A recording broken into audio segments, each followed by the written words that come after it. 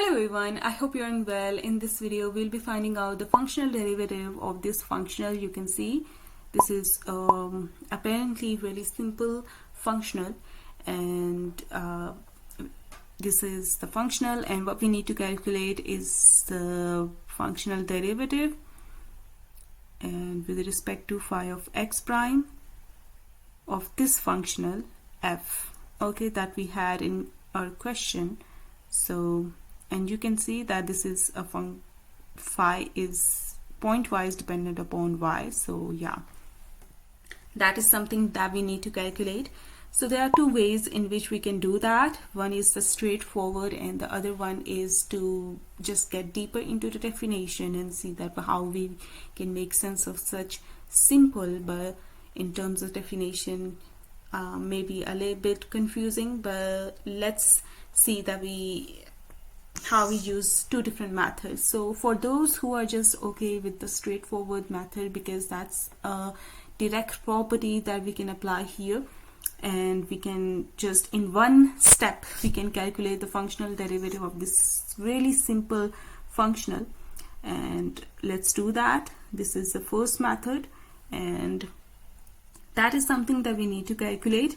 And here you can see that we have this functional. Let's put the value of this functional here, and it's, you can see it's equals to phi of y. Let's put it here.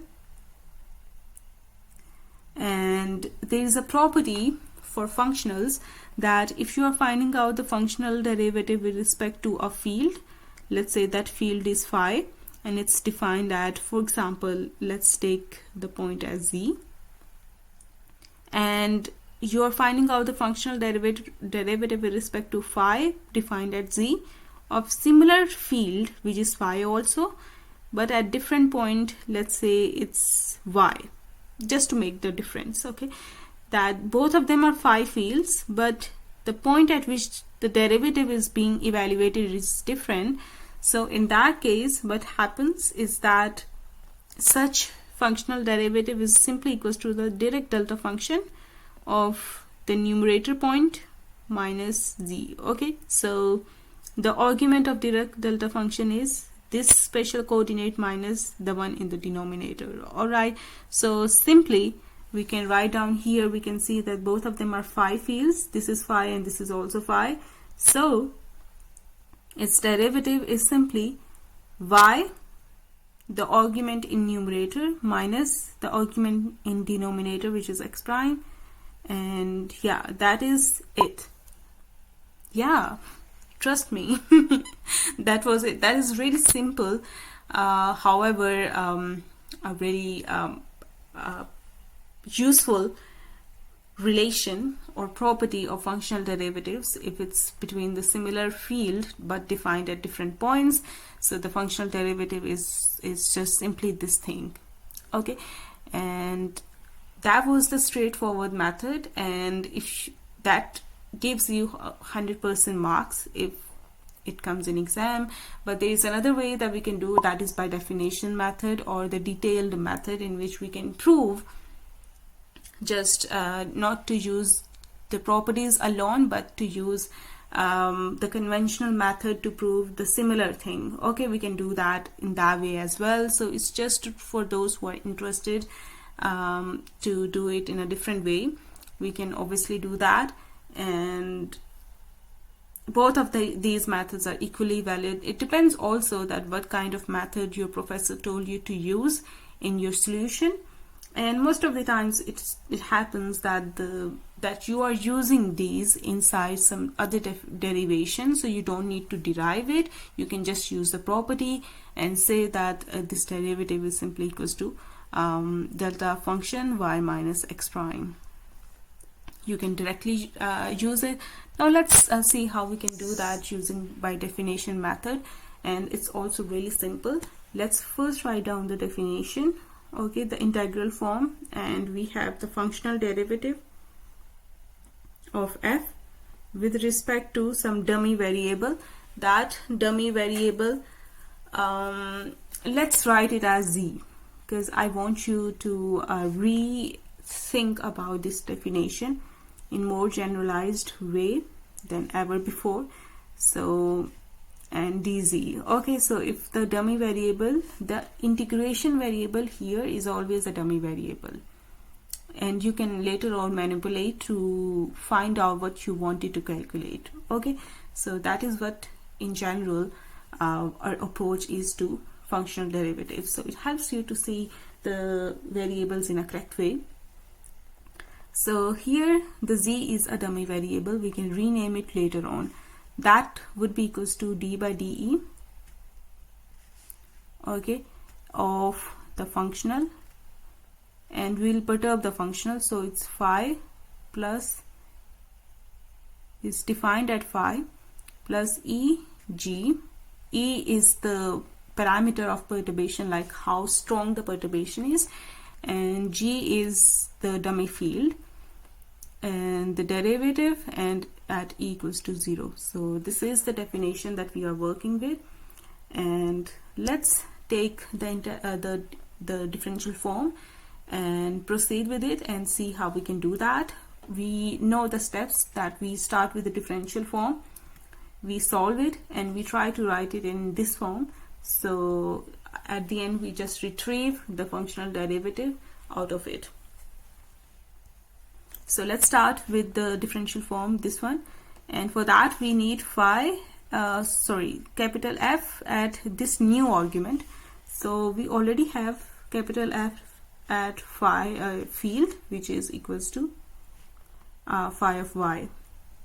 You already know that, so you don't need to put primes on it, you don't need to do that in that method, because we already have this dummy variable z, and what we need to calculate at the end, we can just get it by manipulating this dummy variable z. So you don't need to have dummy variables on here. Okay, you don't need that, you will just take y here.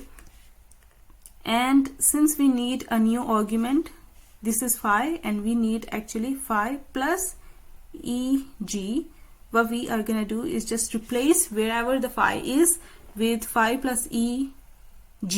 So here on the right hand side is phi of y, variable of y, plus eg of y as well, because since phi is the dependent upon y, so g will also be dependent upon y, otherwise perturbation happens in the same space. So this is what this inner term is. Okay, so let's find out d by de. Let's do a different color of this internal thing, which is this. We have calculated it, and it's phi of y plus eg of y, and at e equals to 0. Okay, that is the definition that we are working with. That is equals to, let's find out the derivative, and d by de of phi of y, there is no e here, so this is 0, and here there is only one e, so derivative of this e with respect to e is 1. So simply we are left with g of y at e equals to 0, and if you put e equals to 0 here, it doesn't matter because there is no e. So we have g of y left behind here. Alright, so this is the result of this differential form, and that is actually equals to this integral form.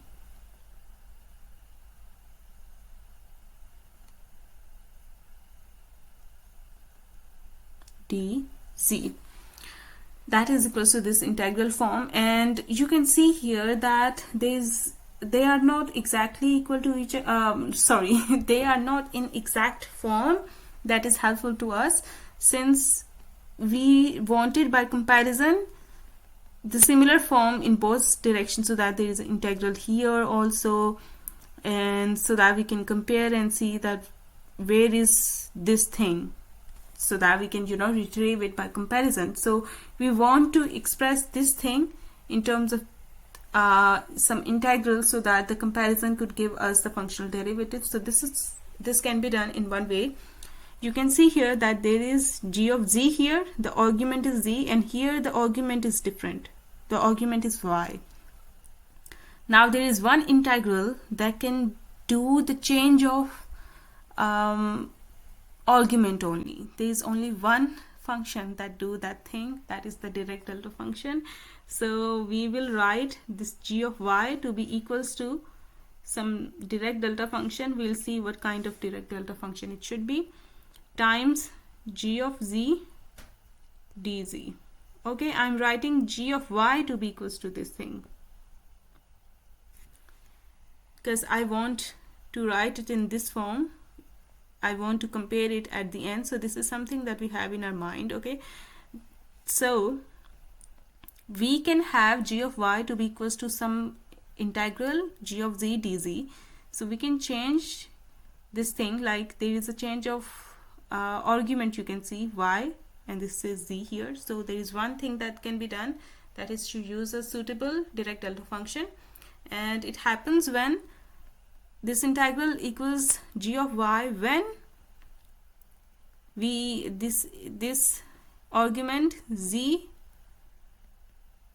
is equals to y is the argument for the Dirac delta function, and we know that z minus y equal to 0 is the situation, or y minus z can also be the situation that satisfies this thing. So we know that in Dirac delta function, whatever the argument is, the integral is evaluated by putting this thing to be equals to 0. Okay, that is why I'm writing it in this form. Okay, so it's x equals to y, so the integration of this thing is, actually this was f of x, now it's f of y. So what does Dirac delta function do here is to change the argument and also enforce this condition. So here the condition, you can choose both of them, that's totally fine. I'll use y minus z, so we can choose y minus z, and if you solve this integral, you will get g of y exactly. So we are just going and proceeding by definition so far, and now you can compare it with our integral to see that what does the functional derivative is. So you can compare now, this is g of z, this is g of z, this is dz, this is dz, anything else, this is the functional derivative, and you can compare it and you can see that actually this Dirac delta function is the comparison gives, you can write down here that the comparison gives that partial f by partial z equals the Dirac delta function at y minus z. And since z was a dummy variable, I told you we can rename z depending upon what we wanted to work with. Oh sorry, it was phi phi of z. Oh my god. Okay, so no worries, we can just replace this z with phi of z, since we should have a field here. So I just by mistake write z only. That doesn't matter because it was just involved in the starting point and the end point. It wasn't something groundbreaking. So we can just simply write this thing here, and partial f by partial phi of z, that is equals to this Dirac delta function. Let me write it down in this bigger screen so we can play with it. So we already got a result and there's nothing else that is left, but what we want to calculate was the functional derivative at x prime. So just simply replace z with x prime. Since it's a dummy variable, you can easily do that, and hence you will get the result. So that dummy variable introduction in the integral form helps you to have flexibility, and that is simply the result, the similar result that we got by using the property at first hand. Alright, so that is it for this video. I hope you got the method. It was quite simple and straightforward. We just use the definition, and here it's always a field. When you're finding out the functional derivatives, it's always a field here, and we use dummy variable uz, that is also quite easy to deal with, and here you just progress with what originally the variable was, and you can proceed, and at the end you can just rename the dummy variable based upon what kind of derivative you wanted.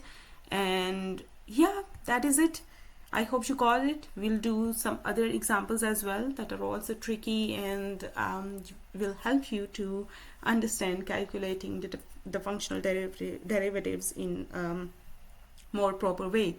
So I'll meet you in next video. Till then, take care and goodbye. And also, if you have any questions, you can ask me in comment section.